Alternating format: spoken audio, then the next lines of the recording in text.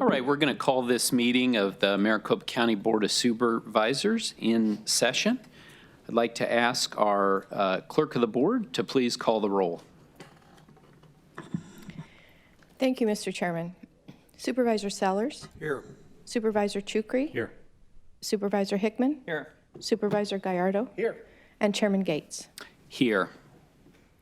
So again, this is the time that has been set for the hearing requested by Maricopa County Assessor Paul Petersen. The board, as we have informed council, the board has allotted 4 hours for this hearing. And as you can see on the digital clock, we're counting down from 4 hours.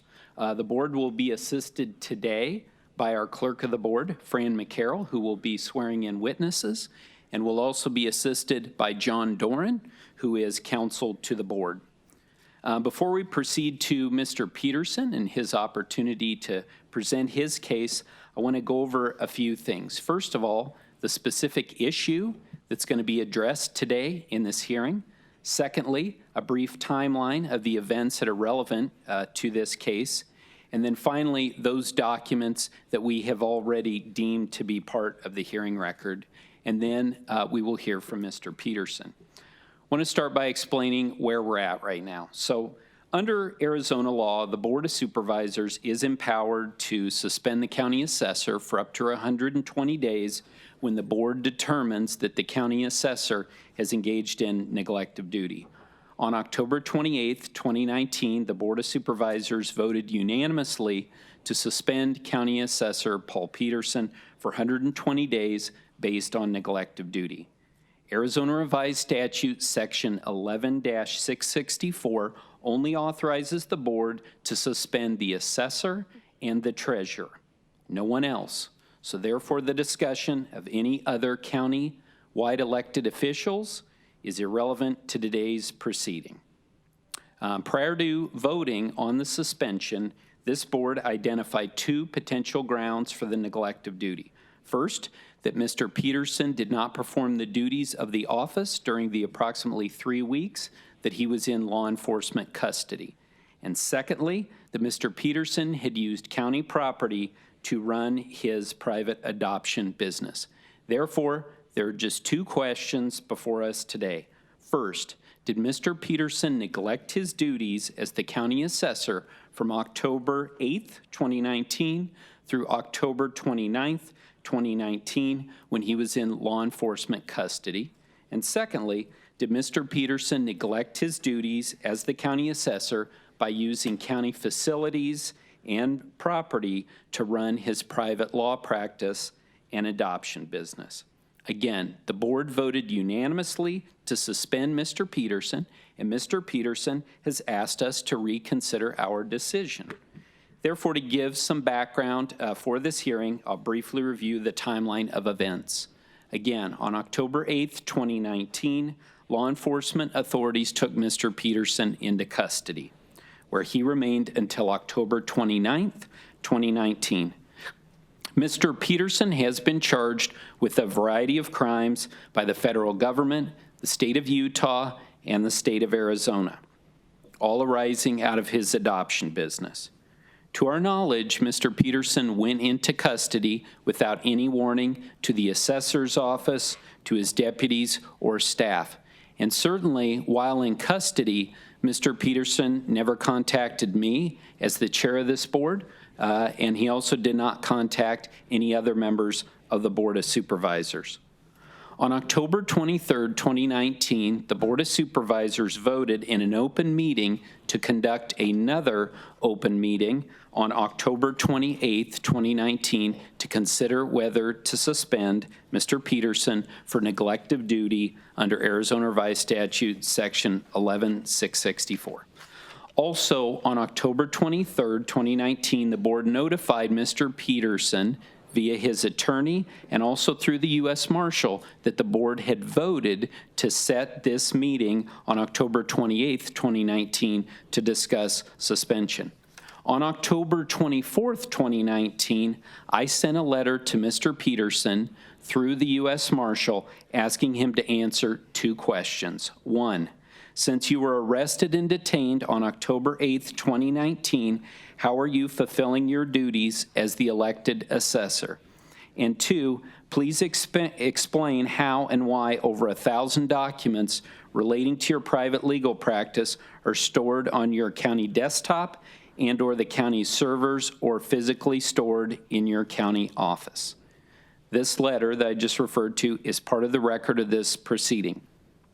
Mr. Petersen did not respond personally or through counsel to these 2 questions. In fact, to date, Mr. Petersen has never provided answers to these questions asked of him in the notice of possible suspension letter dated October 24th, 2019. On October 28th, 2019, the County Internal Audit Department reported to the board its findings with respect to a high-level audit of the County Assessor's Office. That audit found over 500 documents on Mr. Petersen's county computer and related county systems dealing with his private law practice and adoption business. The audit also found that Mr. Petersen used his county internet access, county email account, and county phone for the adoption business.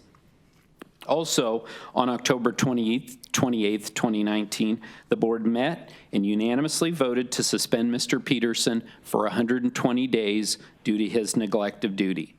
Again, the vote was based on his failure to meaningfully oversee the operations of the office for an extended period of time and his repeated misuse of county resources to conduct his private law practice, which the board found to be neglect of duty. On October 29th, 2019, the board notified Mr. Petersen of the suspension and informed him of his right to a hearing. Mr. Petersen then requested the hearing on November 7th, 2019, and the board subsequently set this date, today, for the hearing. On October 29th, 2019, Mr. Petersen was released from custody, although he still faces criminal prosecution in 3 jurisdictions based upon his private adoption business. On November 13th, 2019, the board also invoked its authority under the suspension statute to ask the county attorney to conduct an independent investigation with respect to the suspension issues. And the county attorney retained an independent third-party law firm, Mitchell, Stein, Carey, and Chapman, to conduct the investigation. In November of 2019, the board, through its outside counsel, demanded that Mr. Petersen immediately return his county-issued laptop. The board gave Mr. Petersen 48 hours to return the laptop. Mr. Petersen did not return the laptop to the county. Instead, the laptop was seized pursuant to a search warrant. On December 5th, 2019, the Mitchell-Stein firm presented its preliminary investigative report. That preliminary investigative report and all exhibits are part of the record of this proceeding. I want to be clear. This hearing is not a forum to prove or disprove that Mr. Petersen engaged in criminal conduct. Nor is this the forum to prove that others have done what Mr. Petersen did, but were not suspended for it. We're here for one reason and one reason only, and that is to allow Mr. Petersen to demonstrate that he did not do the 2 things that serve as the basis for this board's suspension. I think definitely we're all interested to hear from Mr. Petersen. Now, the rules of evidence do not apply to this proceeding, but I have outlined the issue to be decided today by the board, and so the focus of any testimony and questioning will be redirected back to relevant issues if the testimony becomes irrelevant. Prior to the hearing, the parties have reached no stipulations. Mr. Petersen is not required to make an opening statement, but individually or through his counsel, he's certainly welcome to present an opening statement. Mr. Petersen may then present witnesses who will be sworn in by our clerk of the board. And Mr. Petersen, again, individually or through counsel, may ask questions of the witnesses that he has called. Then the witnesses may be asked questions by me, the other members of the board, or by our counsel, John Doran.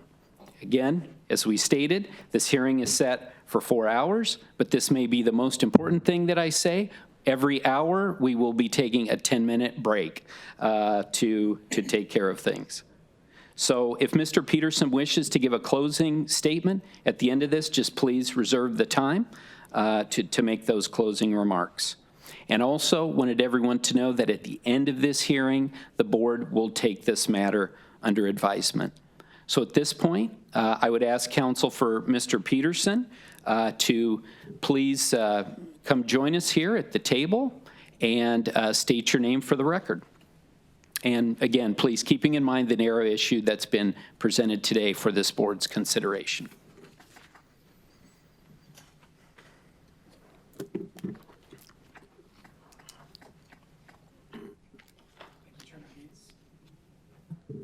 Thank you, Chairman Gates. My name is Corey Langhofer, and I'm at council table with my law partner, Tom Basile. We represent Paul Petersen. A couple of housekeeping items first before we dive into the substance. I believe you said that all the exhibits to the Mitchell, Stein, and Carey report are part of the record. Is that correct? That's correct. So there's no need to enter those separately. That's correct.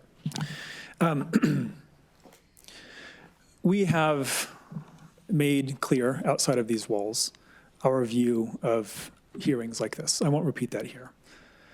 I'm going to suspend disbelief for the next 2 hours or so in the interest of making to you serious arguments about how we view the merits here. And I'm doing that on the assumption that we'll make, for purposes of this hearing at least, that our serious arguments will have serious listeners. And I want to just walk you through, here in my opening, our view of the report and the legal standards and the facts. First, though, I'd like to make a systemic point about what we're undertaking here today. Because this is so unprecedented, I think we need a little bit of context for how to think about this. We have a process in the state for how to handle criminal allegations. We have a different process in the state for how to remove someone from elected office. Those two processes are almost entirely separate, with one exception that I'll get to in a moment.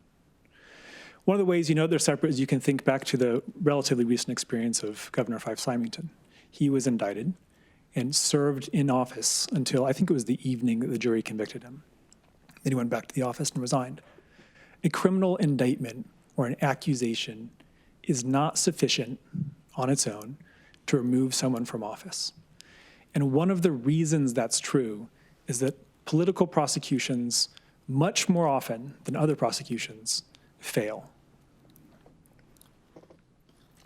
Why don't we think back to the examples of United States Senator Ted Stevens, or United States Senator John Edwards, or Bob Menendez, or Virginia Governor Bob McDonnell, or Utah Attorney General, I think it was John Swallows, or Governor Rick Perry. After 2 years, he was exonerated.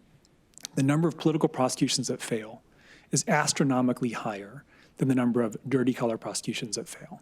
That's one of the reasons why we don't take a criminal accusation and infer from that that person should be removed from office. You'd have a lot of innocent people being removed from offices based on accusations made by people who are partially motivated by political causes. We would not destabilize our system by accepting the principle that a criminal accusation gives rise to a political removal.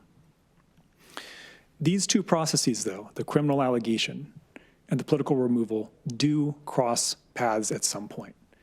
If Paul is convicted, if he's convicted of a felony, he very likely would vacate his office in those circumstances. Just as after Governor Fife Symington was convicted, he resigned, Paul would inevitably have to resign or be removed at some point. But in the meantime, if you confuse the two, the criminal accusation with the political removal process, you upset and you destabilize our system of government in a way that is very significant. And so I'm going to say to you here at the outset, the truest thing that I can think to say about this case, and that is this. If you want to politically remove someone, and the real reason for that is a criminal accusation, but you can't use that. It's not a legal basis in Arizona. And so you come up with a pretext. You try to make something fit with the political removal statute. That is doing a tremendous disservice to our system of government. That is not the way it's supposed to work. The proper response, if the only reason for removal, if the only reason is the criminal allegation, you wait. The proper response is patience. Let the trial process play out or let him resign on his own time. But to remove someone because they've been accused, that is not the way our system works. That is the truest thing I can say about this case. Now, I want to shift my comments a bit and talk about when you can politically remove someone. What is the standard for that? Let's start with that. On the issue of what the standard is, your lawyers and our law firm are largely in agreement. It's on page 41 of your report. This is from the Arizona Independent Redistricting case. What is neglect of duty? It's when you fail to perform a duty that you're legally required to perform, right? Statute tells you to do something, you don't do it. That's neglect of duty. It isn't taking long weekends. It isn't having fewer office hours than someone else would like you to. It's you're not doing what you have to do, right? And again, I think there's no dispute between your counsel and us on that point. On page 54 of your report, there's the money quote. It is that Paul did not neglect his statutory duties. The statutory functions of that office were performed, and by all accounts, they were performed pretty well. The staff in the office said he showed up as much as other elected officials. When they needed to get a hold of him, they could get a hold of him. The office functioned as it should. And I see no evidence so far that people who needed to get their properties assessed didn't. The people who had problems with the assessments didn't get the proper reassessments. What needed to be done in that office was done. And I think that is the end of the inquiry. Now, I think it's important, though, to flesh out the details of this. You said in your opening comments, Chairman Gates, that there were 2 allegations in the statement of charges. So I'd like to just sort of walk you through our thinking on each of those. The first is that because he was absent from the office, particularly during his 20-day term of confinement, after his initial appearance and until his last arraignment, he was necessarily neglecting his duty. As I understand it, you're not talking about what there's been a lot of media coverage of, which is that he appeared, or at least the access records from the Maricopa County administrative offices showed that he accessed his office about 53 times, I believe that was the number, over the course of 2019. I'm going to put that in a little bit of context, if not for you, then more for the media. Those records only include the number of times that he accessed his office here downtown. They don't include the number of times that he worked out of the Mesa Southeast Courthouse, which apparently is much closer to his home and much more convenient for him. So he did that on quite a few occasions with some regularity. And there is no key card access. There's no record of him coming and going. And so the number understates the days that he worked. But that is somewhat acknowledged in the report, right? Your lawyer's report acknowledges that they don't know what he was doing outside the office, or if he was at home, whether he was working on the phone or going to conferences and so on. If the 53 working days was used as the barometer, if that was in fact something that you were thinking of as relevant to the question of neglect of duty, our response would be, well, he's in good company. I have no intention of accusing anyone on this board of misconduct. I want to make that clear. Like, I will probably refer to some records at some point. I don't intend to name anyone by names. And I refer to some records to make a point about, well, let me go with me for 2 minutes on a digression here. Mr. Chairman, may I intervene for just a moment? You may. Mr. Langhofer, to make this easier, I can guarantee you that the swipes were not considered, they're not material. Nobody's arguing that he didn't swipe in or out enough. So making the point or not making the point with respect to what others may or may not have done is literally not germane to the proceeding. Okay. In that case, we can move on from the swipes. They'll come up one more time. I'll warn you. I don't want you to think we're surprising you when we bring it up later, but we'll revisit it at that point. And I'll warn you that I'll revisit it as well. So the question appears to be then, what of this 20-day absence from the time that he was arrested and he was held in custody against his will, does that necessarily constitute neglect of duty? Let's return to the legal standard. you have to fail to do something that you are statutorily required to do. There is nothing in the report, and nothing that we've learned outside of the report, that says during those 20 days, he failed to do something he had to do. In fact, the staff said, yesterday we had an interview with one of them, we'll hear from her in a moment, happened to be during sort of slow time for the assessor's office, and they were able to keep moving with their reports and their projects without him. Most of the important responsibilities had been delegated to his deputy and his chief assistant, and the office functioned as it needed to. Again, no complaints from the public that I know of. Which statutory duty was neglected during these 20 days? If absence for 20 days is enough to constitute neglect of duty, again, he would be in good company. There are other elected officials in this county who've been apparently voluntarily absent for up to 33 days, and 34 days in one case, 19 days in another case. All apparently voluntary because I have no reason to believe they were in custody and unable to come in. They were out of the office. I'm not saying that it's something wrong. I'm not saying they should be removed or statutorily penalized for neglect.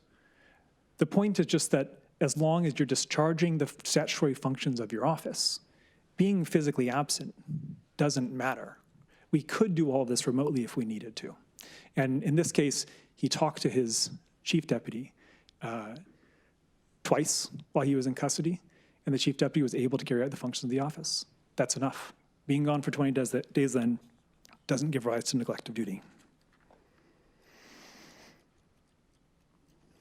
Similarly, if someone was gone for maternity leave or sick leave or family leave, or if they took an extraordinarily long vacation, but they managed to arrange their affairs in advance or pick them up afterwards so that statutory duties were not neglected, that would be permissible. It may not be a good idea politically. You may get voted out of office for that, right? Someone may campaign against you.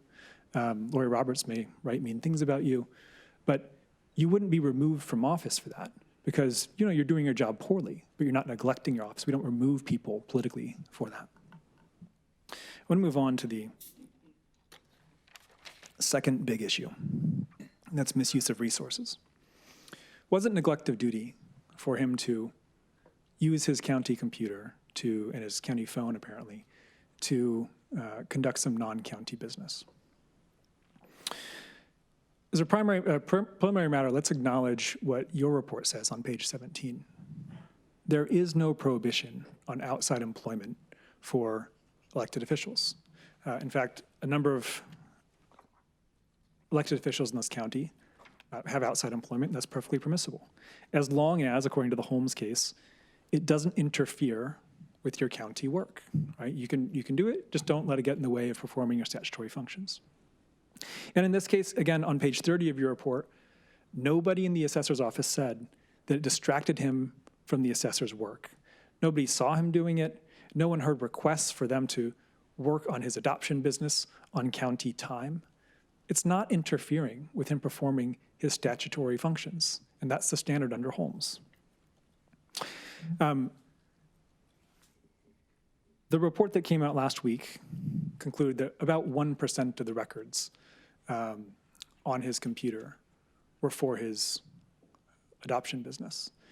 Let's note that's very different from the 95% that the initial report said. Apparently there was an error. I don't understand how that happened, but these things do happen.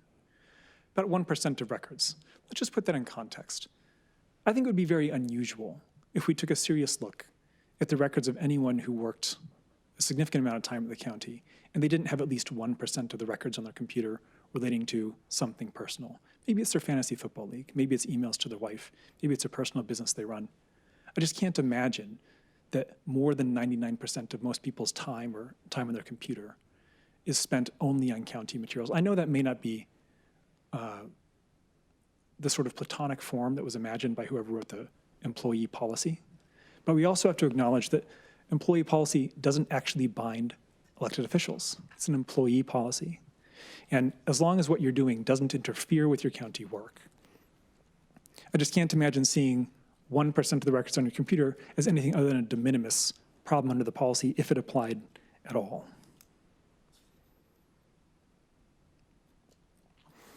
We have, of course, requested copies of records on whether other county elected officials engaged in outside employment on their county computers. We have not been given access to those records. I understand that if we had, we likely wouldn't be able to bring them up here. I think that's been made clear by Chairman Gates and Mr. Doran. And if we were to bring those up, though, our point would not be that someone misconducted themselves by sending an outside employment-related email from their county computer. That's not what we think. We wouldn't say that. The point is that you cannot remove a man from his elected office, his constitutionally elected office, because he did something that is a common practice others do with impunity, and you've never removed anyone else for. It's basically a rule made for one man at one time. That is not a rule at all. That is a pretext. And the reason we've asked for copies of other people's records is not to say, je t'accuse, like you've done it too, is to say, this is standard. It's not a basis for removing someone because it's expected. It would be weird, in fact, if it didn't happen.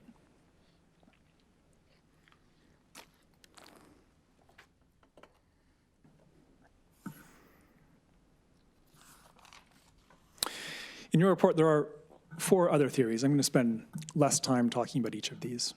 But I think it's important for them to be mentioned because we'll have probably no other opportunity to discuss them. These 4 other theories are not part of the statement of charges. They're not the reason you suspended Paul. And we don't believe they could become a reason for you suspending Paul because you can't expand the scope of allegations after the proceedings have begun.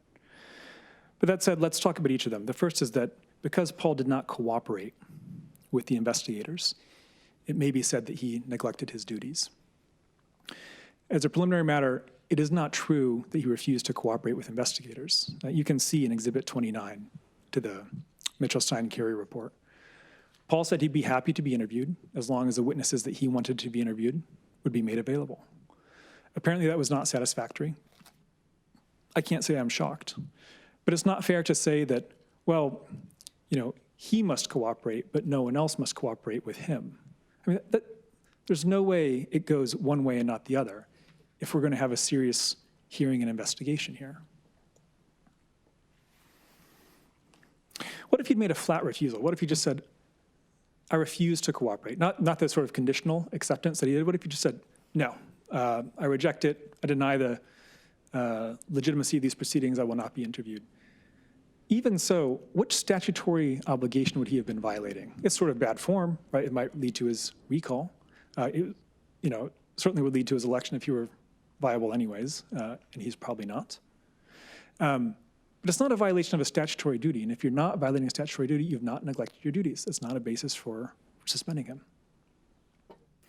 The second theory that's put forward in the report, that's not part of the statement of charges, is that he used his computer and phone for non-county work. I think the idea was, the way they stated this at the end of the report was that it may be a criminal violation, maybe misappropriation of county resources. I think they only put 1 paragraph or so in the report because it's not a serious theory. I mean, if using your county laptop for something that's not county business is a crime, I suspect most county employees in here have been to ESPN.com, for example. Hard to say that's county business. There's no way that's a crime. There's some sort of normal play in the joints on these rules that's expected. That cannot be the basis for suspending a constitutionally elected officer.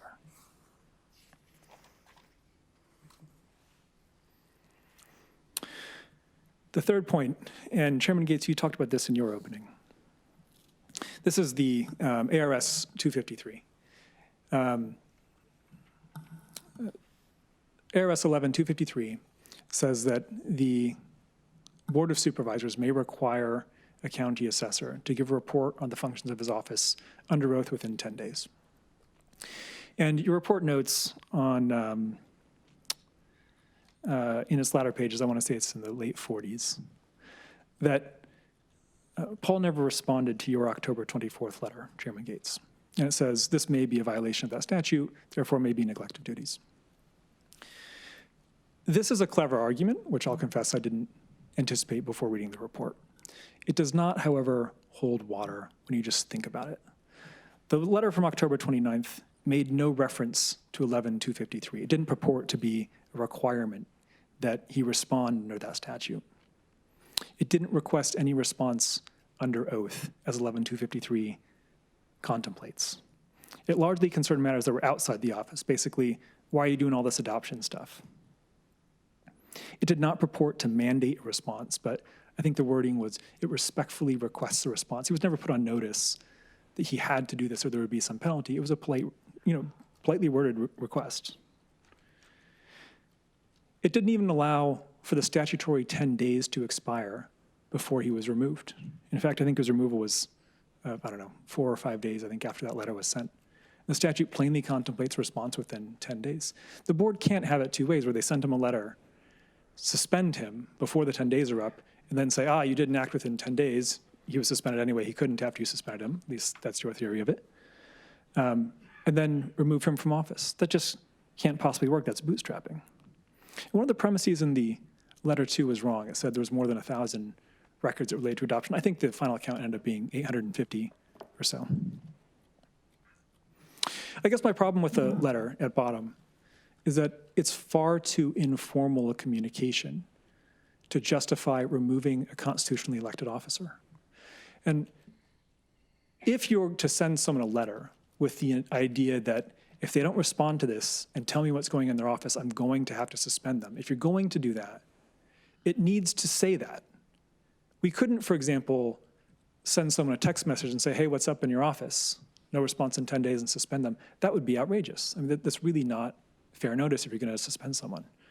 And while in hindsight, they've come up with the argument, Mitchelstein and Carey, for treating that letter as a neglect of duty, I think the formalities of the letter just don't meet the minimum requirements we would expect to justify such an extraordinary action like we're seeing this hearing. This is unprecedented.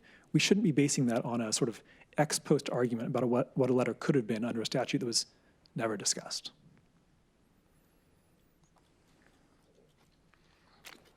For what it's worth, I think our November 7th letter, which I think if you do the math was sent within 10 business days, does constitute a response to the letter, to your October 24th letter.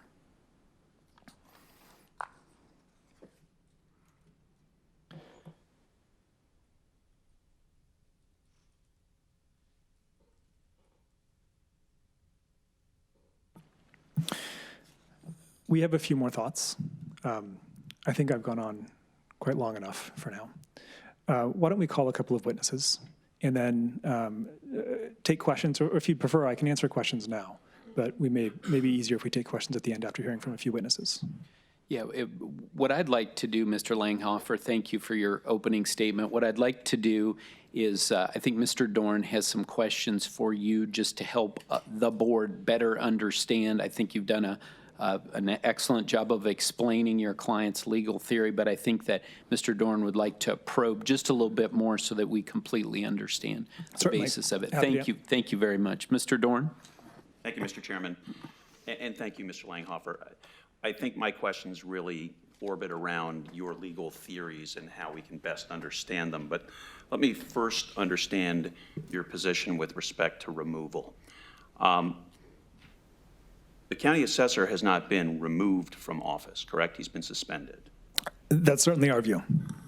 And the removal statute works differently from the suspension statute, correct? That's correct. I think I used the word removal a number of times casually. And if that caused confusion, I think you can just sort of substitute in your mind suspension. We have obviously views about where this is headed. And we think removal is the ultimate goal of the board. I'd be happy to be proven wrong in that, but if I cause confusion by saying removal instead of suspension, I apologize. That's fine. I just want to make sure you're not conflating the two statutes and that we all have an understanding that they are remarkably different.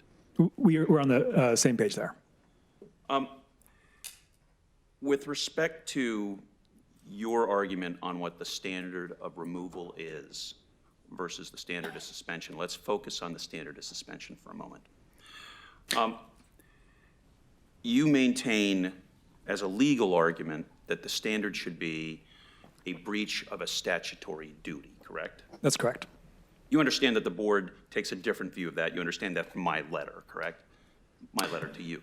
I think your letter to me predated the Mitchelstein-Carey report, and I had assumed that based on its thoroughness and its citations to authority, which conveniently happened to match our citations to authority, we could at least agree on that standard. Well, I can tell you that that's probably not correct. And again, you've repeatedly referred to the Mitchell-Stein report as the board's attorneys. And in fact, the Mitchell-Stein report is the product of an independent investigation under statute, right?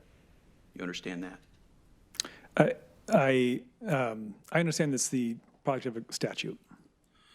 I want to probe in greater detail in a few minutes the argument that it has to be a violation of a statutory duty.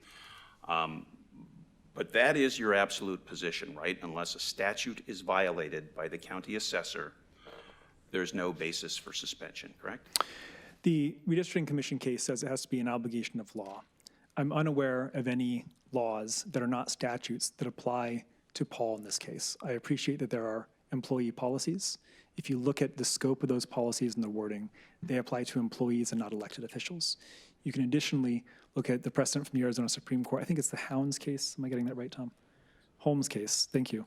And it says you cannot penalize an elected official for violating an employee policy. He's therefore not bound by it.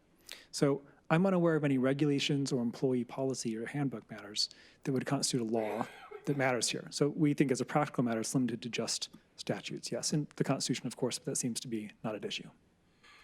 Your preliminary comments seem to suggest that as long as Mr. Petersen's personal pursuits don't interfere with his quote-unquote work, there can be no neglect of duty, correct?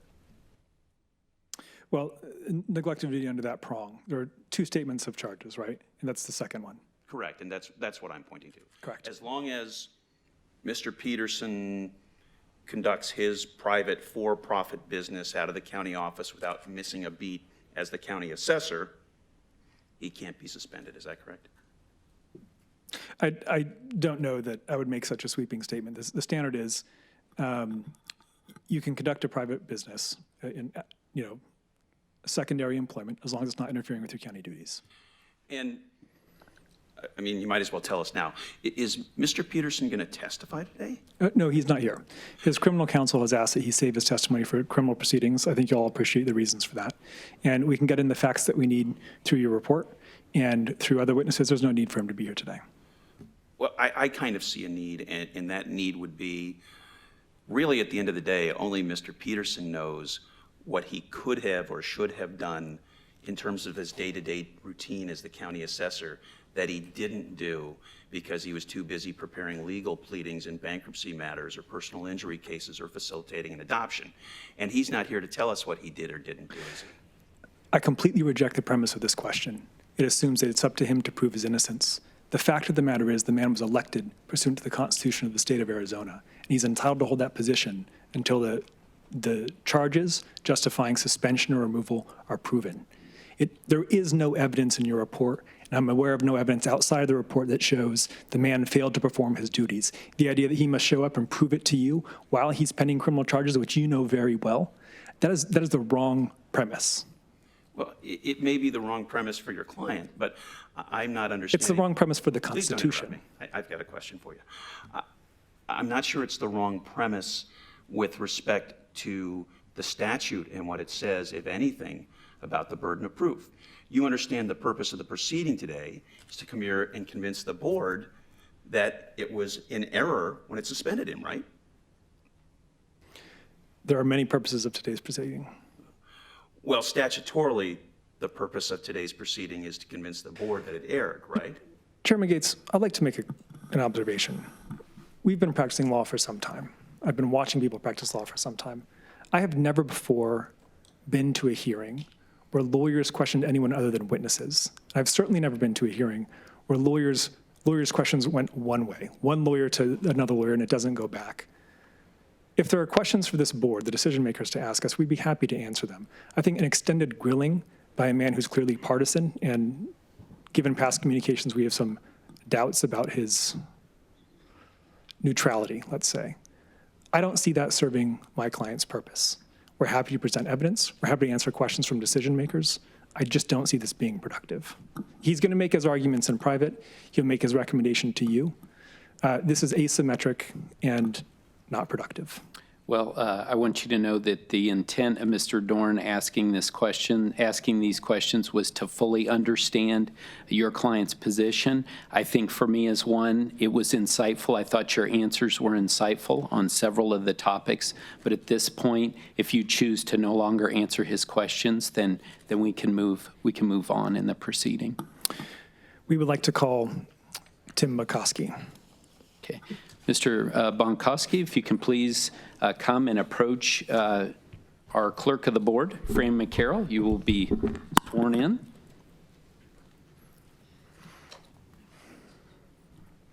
you solemnly swear that the testimony you are about to give is the truth, the whole truth, and nothing but the truth? I do. Mr. Bonkowski, please have a seat. Before we get started here, I want to make sure you understand that this hearing is being recorded. So I just want to make sure that you give all the lawyers who ask you questions the opportunity to complete their questions before you start answering. We don't want people talking on top of one another. And also, if you ever respond sort of by shaking your head yes or no, or with a anything like that, I may just interrupt and ask you if that's a yes or no. I'm not trying to suggest the answer, just trying to make sure that the record is clear for us. Thank you, Chairman Gates. Thank you, Chairman Gates, and I'm sorry if my previous testimony led you to those conclusions about facial expressions. Not at all. Mr. Langhofer, please proceed. Thank you, Chairman Gates. Tim, would you help me with your pronunciation of your last name? Excuse me, Mr. Gates, Mr. Langhofer. Is it possible to do an opening statement? You're Mr. Langhofer, do you have an objection to that? No objection. I have no idea what it is, but I have no objection. Yeah, I have, again, just the same direction I gave earlier. If I feel like you're getting out beyond the issues that this board is deciding today, I'll politely interrupt you, but otherwise feel free to do that. Right. Thank you, Mr. Gates. I believe public service is an honorable profession. I've served various government leaders here in Arizona and elsewhere for nearly 35 years. Our staff in the Maricopa County Assessor's Office also believes that public service is honorable, and we work hard to serve the citizens of Maricopa County every day. The last 3 months have been stressful on all of us. However, every phone call has been answered, appeal processed, claim and exemption processed, recheck completed, subdivision mapped, regression model calibrated, and values will be sent to the Arizona Department of Revenue this week for 2021. In this time frame, our office, even with this outside noise, received 2 Arizona Association of County Awards, the 2019 Summit Award and the 2019 Urban Innovation Award for streamlining our ownership record process. Chief Appraiser Tracy Johnston, MAI, CAE, was selected to the Appraisal Foundation Board of Trustees Executive Committee. This is the group that Congress has empowered to regulate all appraisers in America. And we graduated 4 GIS staff members from the ERISA Leadership Academy. All fine achievements by a dedicated group of public servants. I told the board in my 4:14 a.m. email on October 9th, the assessor's office is operating business as usual. We will continue to serve the public with our usual efficiency and professionalism. It is our position that the assessor's private business is such and that it has not and will not interfere with the valuations and classifications and other programs run by the office. Our staff and I have lived up to that email pledge to you, Mr. Chairman. I believe every statutory duty of the assessor has been adhered to because that is our job. It is a job bigger than one person, and we do it with fairness and equity for all property owners of Maricopa County. Thank you. Thank you very much. Mr. Langhofer, please proceed. Tim, would you help me with the pronunciation of your last name, Tim? I'm sorry to ask. Tim Bonkowski. I'll do my best. Thanks for being here today, and thank you for your statement. That shortens somewhat the number of questions I may have to ask you, but I'd still like to cover just a few things. For the members of the public who are in the room, could you give your job title, please? Chief Deputy Assessor And how long have you had that job? since June of 2006. And as Chief Deputy Assessor, what are your duties within the office? So Chief Operating Officer, Chief Executive Officer, I report directly to the elected assessor, and it's to manage the day-to-day operations of the assessor's office to make sure all statutory obligations are met. Was Paul the one who appointed you to this position? No, I was first appointed by Assessor Keith Russell. Were you interviewed by Mitchelstein and Carey as they prepared the report in this matter? Yes, sir. And have you had a chance to read the report, specifically the provisions about, or the passages about whether Paul and his office performed their statutory duties? Yes, sir. And share with us your thoughts on those passages. The passages that talk about the statutory responsibility of the office. And specifically whether they were performed. Yes, every one of our statutory duties has been met during the assessor's time away in correctional institutions. When you needed to reach Paul to get his input on an office matter, were you able to reach him? Paul was always available. And did Paul participate in office decisions? Absolutely. He regularly attended all of our monthly and previous to that biweekly staff meetings. He was available for every single meeting we had dealing with litigation. He was available 100% of the time when we had matters before the state legislature.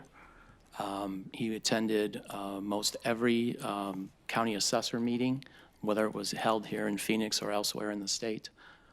So he was always available. How does Paul treat his office staff and managers?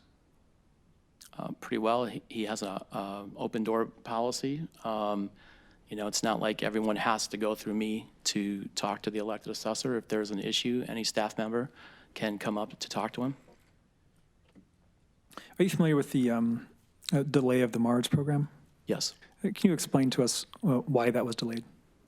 I think you might have had to talk about this earlier today, didn't you? Well, we talked about it extensively on Monday. I'm sorry for bringing it up. No, thank you. Let me ask a more focused question. Was it due to Paul's confinement for 20 days? No.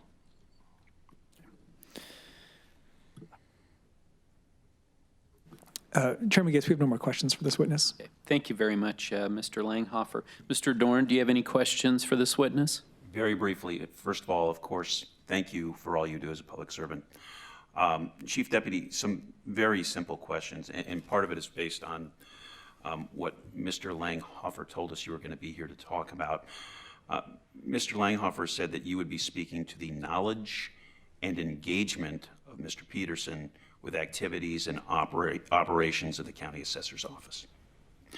Let me ask you, why does it matter to you, for example, that Mr. Petersen exhibit knowledge of the activities and operations of the County Assessor's Office? Well, he needs to know how the statutes are performing. When he was an employee, he went through all of the Department of Revenue training, so he's well aware of the appraisal requirements, statutory requirements of the office. He guides us with a strategic direction. And that's important in his role. Correct. And the same with respect to knowing the day-to-day operations of the County Assessor's Office. You'd agree that was important in his role as well? Absolutely. If there was ever an issue in a day-to-day operation, if there was, employee misconduct or something like that that he needed to know of, I would call him and tell him. And during the period of time that Mr. Petersen was incarcerated, you don't really know, other than your 2 phone calls, what he knew about the operations on a day-to-day basis, correct? Because he wasn't there. I guess. And same with respect to the day-to-day activities of the county assessor's office while he was incarcerated, all you know is what you heard from him for the 2 phone calls, right? That is correct. That's why, on a day-to-day basis, he hires, myself and our management team to carry on those responsibilities. And let's turn to the Mars project. That's a major undertaking, right? Yes. And I gather there was a meeting during the time that Mr. Petersen was incarcerated, and it involved pushing out an important date in the project, right? That's correct. There was supposed to be a meeting on October 9th. Obviously, that meeting did not occur. The meeting did occur, however, while Mr. Petersen was still incarcerated, correct? That's correct. And Mr. Petersen was not there to participate in the meeting to give any guidance, any leadership, any of his thoughts, correct? That is correct at the meeting. That was one of the topics of our conversation on the 22nd of October. So then you spoke to Mr. Petersen on the 22nd. He had a very negative reaction to the decision to delay the rollout, correct? That's correct. He was expressing some disagreement with respect to that decision, correct? No, I think it was more just genuine disappointment that we had to push the date out. Is that something you expect him to do as a leader on a day-to-day basis on things as important as Mars, to be there and to provide his expressions of concern, agreement, disagreement? Whenever there was a critical point on anything in the office, he would always be consulted with to give us that opinion. Am I correct that when the story broke with respect to Mr. Petersen, you were actually in London? That's correct. And was that a county-related trip? I'm serving as the president of the International Association of Assessing Officers for 2019. I was there to represent Maricopa County, the association, and actually, because of this incident, I had to come back home, but I was also going to represent the United States of America at a Tagova conference in Bulgaria. So I missed that to come back here immediately. I told the chairman and the board, that's why it's 4 a.m. email. I took a 3.5-hour Uber ride at 6 o'clock in the morning from Wales to get back to London to come back and serve, because I knew that is what the assessor and this board would require of me. And thank you for that. Did Mr. Petersen give any advanced warning before he went into custody that this was going to happen? Did he tell you that he expected it and how he can be reached? No, sir. To your knowledge, other than the 2 short phone calls you had with Mr. Petersen while he was incarcerated, did anybody else from the county assessor's office communicate with him, or did he communicate with them in any way? I'm not aware of that.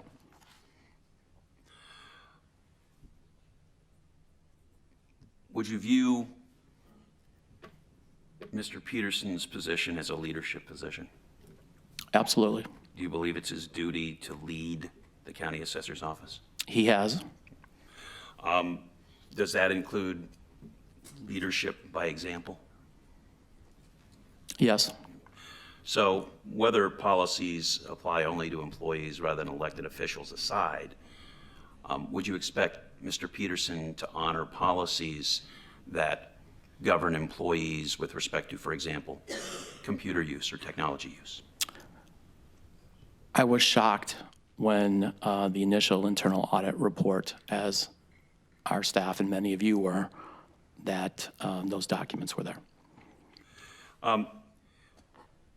Do you think Mr. Petersen was leading by example when he effectively disappeared on October 8th? Chairman Gates, I have to object. If that's within the statement of charges, it's a surprise to me. Again, your objection is noted for the record. And let me make it more clear. Do you think that Mr. Petersen was leading by example when he was gone from office, incarcerated, with no communication with you, his deputy? Point of order, Chairman. It's unclear to me whether the questions are being asked as a prosecutor, as a judge, or as counsel to an ostensibly neutral body? The questions are being asked as counsel to the board, and if you have objections to the questions, you can certainly note those for the record as you have done. And again, do you think it's leading by example when Mr. Petersen is absent for 3 weeks and makes only 2 communications with his office without any means of getting a hold of him? I would say at his first opportunity to call, he did.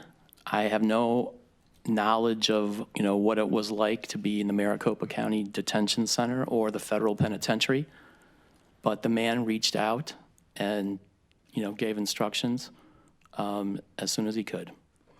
Do you think Mr. Petersen was leading by example when he used county technology to store copious documents with respect to his adoption business Same objection, and Mr. his Chair. legal practice, including personal health information of third parties? The question of whether he's leading by example is irrelevant to the scope of these proceedings as you've defined them.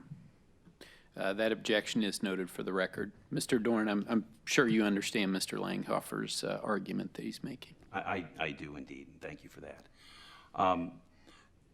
The question was simply, do you think Mr. Petersen was leading by example when he used county technology and resources to include on the system things like personal health information of third parties in running his business? I was not aware of that until that report came out. And what is your view of it now? Mr. Chairman, I have to object. His view of the facts is not relevant. His knowledge of the facts is. Again, your objection is noted for the record. Yeah, I'll also point out, let me object on this basis. We're apparently being excluded from presenting evidence that's outside the scope of these proceedings as you find it, but that rule appears to only apply one way. I would disagree with that, Mr. Langhofer. I think this relates specifically to the 2 bases upon which this board acted. And we've gone around a little bit, so let me try again. Okay. Do you believe now, knowing what you've seen in the Stein report, that Mr. Petersen was leading by example when he was using county technology and other assets to run his personal for-profit businesses, including putting onto the system personal health information of third parties and other highly confidential information? Again, I don't know what's on his computer. All I know is that when he came to the office, we talked about office business. There was no indication of running an adoption business.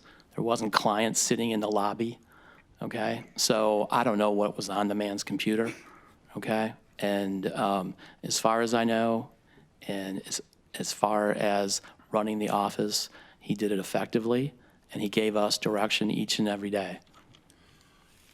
Just to clarify, it was important for you to receive direction from him each and every day, right? Only when needed. Objection, it Only when I mischaracterizes needed. testimony. I'm sorry, go ahead. When it was needed, yes. Sure. And during the time of incarceration, he was only available to you twice, correct? Asked and answered. Yes. That's all I have for you. Thanks. Thank you very much for your time. Mr. Langhofer, did you have anything else for this witness? I do have one question, Mr. Chairman. Mr. Bankowski, let's be clear about this. If Paul had not been confined and he showed up for that Mars meeting, would the rollout date for the Mars project be any different? Nope, would have been the same as we talked about on Monday. No more questions, Mr. Chair. Thank you, Mr. Langhofer. Just one thing for everyone. We appreciate that everyone's here. This is an open meeting, but this is a very important matter that we're handling here. So if we can please try and keep any emotional outbursts to ourselves. Again, I appreciate this is a very important meeting. As we mentioned previously, we were going to take a break every hour or so. We're now an hour into the proceeding, so we will take a short break, and we will recess at this point and return in 10 or so minutes. Thank you very much. Oh, and I'm sorry, my apologies.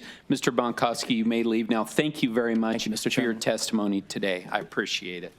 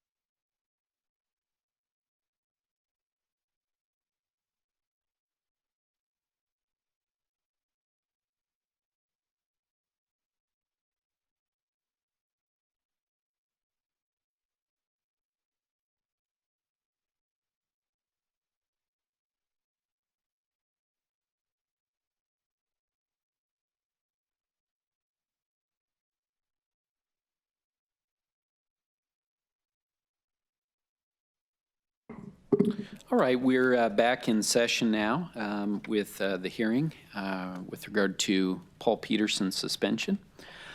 Just one comment was made, one thing that I wanted to clarify. Mr. Langhofer, you were referring in your opening statement to the findings with respect to documents on Mr. Peterson's computer being outside of the realm of county business, and you referred to the numbers, the percentages being very different in the Mitchell-Stein report as opposed to the initial audit. I did just want to get clear, I don't want to get into a debate with you on it, but the denominator is significantly larger with the Mitchell-Stein report. Would you agree with that?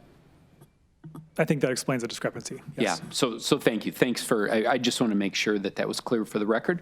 And with that, you're free to call any other witnesses. Thank you, Mr. Chairman. We call Russell Pierce.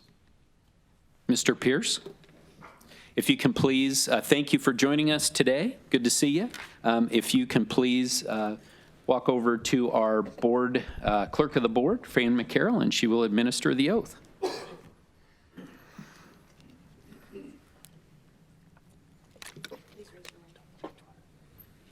you solemnly swear that the testimony you are about to give is the truth, the whole truth, and nothing but the truth?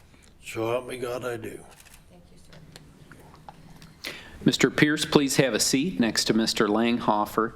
And as I mentioned to Mr. Bonkowski, again, this meeting is being recorded, so if we can just make sure that we, or at least try not to talk on top of one another. And again, if you ever have any kind of a shaking your head yes or no, or a something like that, I might just politely, hopefully, interrupt just to clarify whether that's a yes or no. Yes, sir. All right, thanks so much. Mr. Langhofer, your witness. Thank you, Mr. Chairman. Mr. Pierce, I believe we met for the first time just earlier this afternoon, correct? That's correct. And I've never had a chance to speak to you before then. Is that fair? You have not.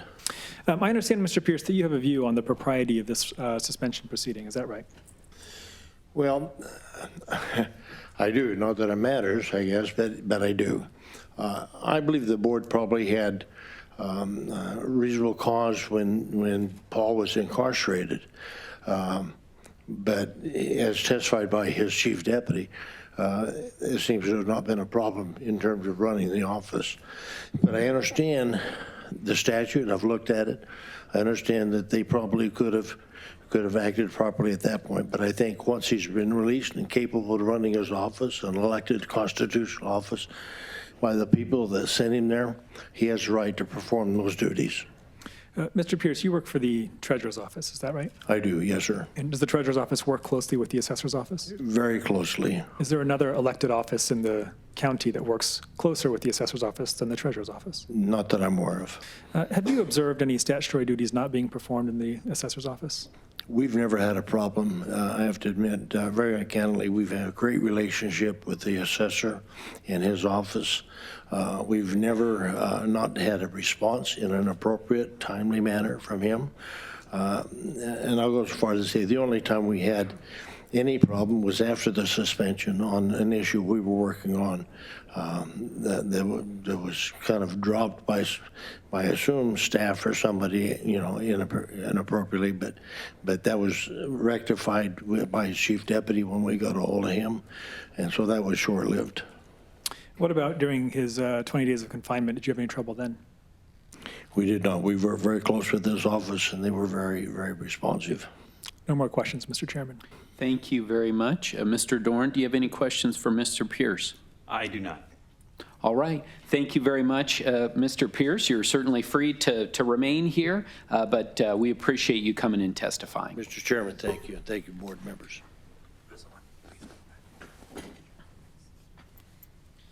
Mr. Langhofer, do you have any other witnesses to call at this time? No, Mr. Chairman. No, Mr. Chairman, I think we're going to wrap things up. There was an issue that I meant to speak about during my opening statement that I skipped in my notes. It's brief, and so I'll cover that. Please proceed. It's the issue, one of the four issues. It's not within the statement of charges, but it's one of the issues raised in the Mitchell-Stein-Carey report. And that was the idea that because Paul did not promptly tender his laptop to the investigators, maybe that's neglect of duty. Our view on that is this. First of all, he was under no obligation to tender his laptop. As Mr. Dorn pointed out, he's never actually been terminated. He's still the county assessor. In fact, I think I was looking at minutes from one of your very recent meetings, like maybe late last week, and he's still on your letterhead as the county assessor. He's just suspended at the moment. And until he's no longer with the county, he has a right to keep the laptop. That said, so he had no obligation to tender it. Therefore, it can't be neglect of duty, statutorily at least. That said, we were willing to give it over. I think they'd emailed us like on the Monday before Thanksgiving, and then Paul had mailed to me the laptop, and this is in an email exchange. It's in the exhibits to the Mitchell-Stein-Carey report. And I got it the following Monday, and then I was out of town on Tuesday, but I was going to have them come to our office to pick it up. They served a warrant that Monday, or I think the Tuesday morning that I was flying out. After we told them that we were going to tender the laptop, 1 week delay, we said it was coming, it was going to be in their hands that afternoon. This can't possibly be a basis for suspending a constitutional officer. We told them we were going to give it to them, we were going to. Look, with that said, that's the one issue I'd skipped in my notes.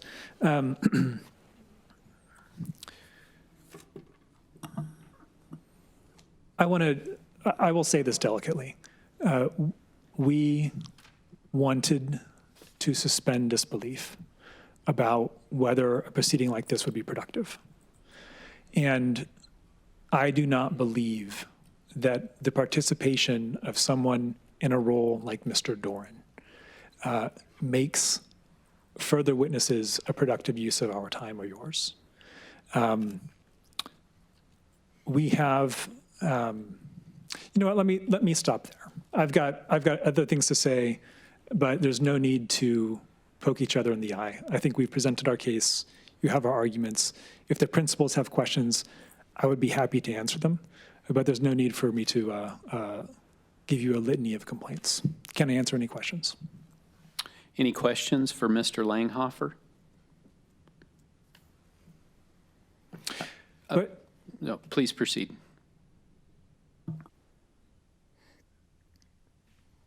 I think we're going to leave it there, Chairman. Thank you.